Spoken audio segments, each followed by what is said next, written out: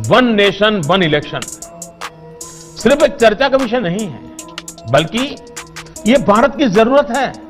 हमारा तो फायदा तभी है जब वन नेशन वन एजुकेशन होगा। हमारा तो फायदा तभी है जब वन नेशन वन इलाज होगा। हमें वन नेशन वन इलेक्शन से क्या लेना देना तुम्हारे चोचले हैं। वन नेशन वन इलेक्शन पर गहन अध्ययन और मंथन आवश्यक है। वन नेशन वन इलेक्शन का मतलब यह है कि जो भी 3 या 4 महीनों के टाइम स्पैन में जब भी एक स्टेट के लोग अपनी विधानसभा के लिए वोट डाल रहे होंगे, तभी उन्हें साइमल्टेनियसली सेंटर के लिए वोट भी डालना पड़ेगा। क्या भारत में बार बार होने वाले चुनाव देश की प्रगति में बाधा बन रहे हैं? क्या वन नेशन वन इलेक्शन से चुनावी प्रक्रिया को आसान बनाया जा सकता है, या यह देश की लोकतांत्रिक जड़ों को कमजोर करने की साजिश है? आइए इस विचार पर गहराई से चर्चा करें, इसके फायदे, नुकसान और इसके पीछे छुपे हुए राजनीतिक उद्देश्यों को समझें। हर समय देश में चुनाव है या हर समय प्रधानमंत्री चुनाव में है? चुनाव समस्या है या किसी ने इसे समस्या बना दिया या पेश करने की ठान ली है? क्या यह सही नहीं है कि विधानसभा चुनावों में स्थानीय नेताओं की तरफ व्यस्त होकर प्रधानमंत्री मोदी ने खुद को चुनावी प्रधानमंत्री बना लिया है और अब उनसे नहीं संभल रहा है? राज्यों में जनादेश पलट रहे हैं तो एक देश एक चुनाव की चर्चा छेड़ दी गई है। भारत में 1952 से लेकर 1967 तक लोकसभा और विधानसभा चुनाव एक साथ हुआ करते थे, लेकिन राज्यों में सरकारों के गिरने के कारण यह परंपरा टूट गई। आज हर साल देश में कहीं न कहीं चुनाव होते रहते हैं, जो न केवल समय और पैसे की बर्बादी है, बल्कि प्रशासनिक कामकाज में भी बाधा पहुंचाते हैं। देश के संसाधनों को, देश के समय को बचाना उसके हित में है, और ये जो है इसमें विरोध किस बात का है? आखिरकार एक समय पे चुनाव होंगे तो समय भी बचेगा, पैसा भी बचेगा, और सरकारें पूरा समय गरीब कल्याण पर, देश के विकास पे लगा पाएंगे। सरकार का तर्क है कि वन नेशन वन इलेक्शन देश की लोकतांत्रिक प्रक्रिया को मजबूत करेगा, लेकिन क्या यह सच में लोकतंत्र के हित में है? 2019 के लोकसभा चुनाव पर 60,000 करोड़ रुपए खर्च हुए। राज्यों और पंचायत चुनाव को जोड़ें तो यह खर्च 1.5 लाख करोड़ रुपए से भी ज्यादा हो जाता है। चुनाव में बड़े पैमाने पर काले धन का उपयोग होता है। एसोसिएशन ऑफ डेमोक्रेटिक रिफॉर्म्स यानी एडीआर के मुताबिक 2018-19 में 2500 करोड़ रुपए की बेहिसाब राशि चुनावी खर्च में पाई गई। चुनाव के दौरान लागू होने वाली आचार संहिता से विकास कार्यों पर रोक लग जाती है। रिपोर्ट्स बताती हैं कि औसतन हर साल 4 से 6 महीने देश के विकास कार्य रुक जाते हैं। राज्यों और केंद्र के बीच सामंजस्य भी चुनावी कारणों से बाधित होता है। तो आपका भी 1/3 टाइम तो केवल इलेक्शंस में चला जाता है। आखिरकार वो सारा प्रयास और सारी ताकत राष्ट्र निर्माण में लगेगी तो भारत और आगे बढ़ेगा। बार बार चुनाव होने से धार्मिक और जातीय ध्रुवीकरण की घटनाएं बढ़ जाती हैं। चुनाव में ध्रुवीकरण से समाज में नफरत और हिंसा की घटनाएं बढ़ती हैं। 2018 में चुनावी हिंसा में 600 से ज्यादा घटनाएं दर्ज की गई थी। खर्च में कटौती। एक साथ चुनाव से 40% तक खर्च में कमी आ सकती है। खर्च की बचत का उपयोग शिक्षा, स्वास्थ्य और बुनियादी ढांचे के विकास में किया जा सकता है। स्थिरता और विकास। एक साथ चुनाव से सरकार को पूरे कार्यकाल विकास पर ध्यान देने का मौका मिलेगा। बार बार चुनाव के कारण नीतियों में जो बाधा आती है वह खत्म हो जाएगी। मतदाता जागरूकता।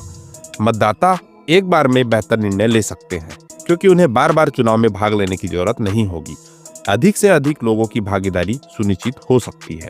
मैं लाल किले से तिरंगे की साक्षी में देश के राजनीतिक दलों से आग्रह करता हूं, देश के संविधान को समझने वाले लोगों से आग्रह करता हूं कि भारत की प्रगति के लिए, भारत के संसाधनों का सर्वाधिक उपयोग जन सामान्य के लिए हो, इसके लिए वन नेशन वन इलेक्शन के सपने को साकार करने के लिए हमें आगे आना चाहिए। लोकतांत्रिक अधिकारों का हनन। अगर किसी राज्य की सरकार गिरती है तो क्या पूरे देश में फिर से चुनाव होंगे?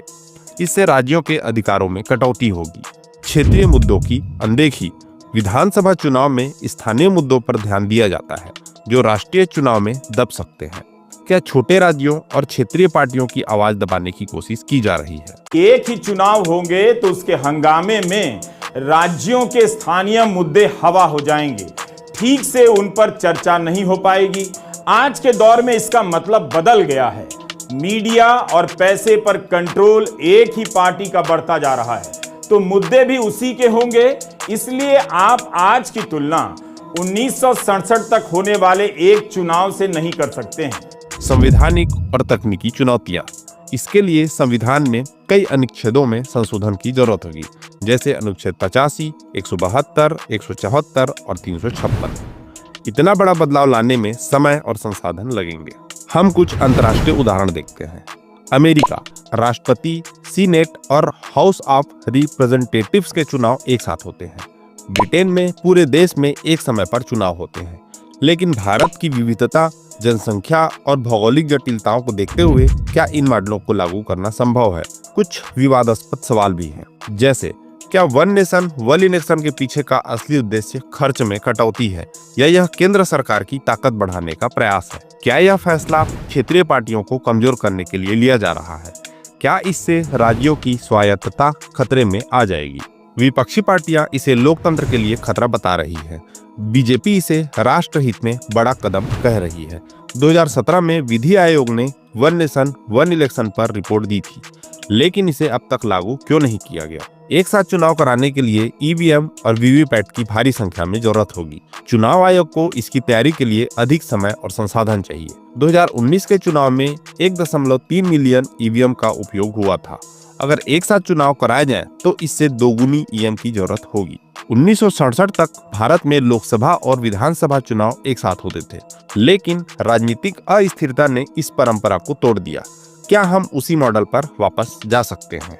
वन नेशन वन इलेक्शन का विचार सुनने में अच्छा लगता है, लेकिन इसे लागू करने से पहले भारत की विविधता, संवैधानिक परंपराएं और स्थानीय मुद्दों को ध्यान में रखना होगा। सवाल यह है कि क्या यह कदम देश के लोकतंत्र को मजबूत करेगा या इसे कमजोर बनाएगा? जो इलेक्शंस हैं वो जो आपके चुने गए रिप्रेजेंटेटिव्स हैं उनका टेस्ट है। जितना लेट फ्रीक्वेंसी पे वो टेस्ट होगा, उतना उसकी तैयारी वो टेस्ट के पास जाके करेंगे। अभी मान लीजिए स्टेट वालों को पता है कि जी भाई इलेक्शंस तो 5 साल बाद ही आने हैं, सेंटर वालों को भी पता है, तो इन द मीन ईयर्स जो बचेंगे उसमें आप अकाउंटेबिलिटी अपनी कैसे एक्सरसाइज करोगे डेमोक्रेसी में उनके ऊपर? इंडिया में तो राइट टू रिकॉल भी नहीं है कि आपको अगर आपने इलेक्ट कर दिया किसी को, आपको वो नहीं पसंद तो आप उसको वापस बुला लो। इंडिया में राइट टू रिकॉल है ही नहीं।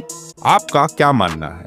क्या वन नेशन वन इलेक्शन से देश का विकास होगा या लोकतंत्र को नुकसान पहुंचेगा? अपनी राय नीचे कमेंट में जरूर बताएं। और अगर यह वीडियो आपको जानकारीपूर्ण लगा हो तो इसे लाइक करें, शेयर करें और हमारे चैनल को सब्सक्राइब करना ना भूलें। जय हिंद, जय भारत।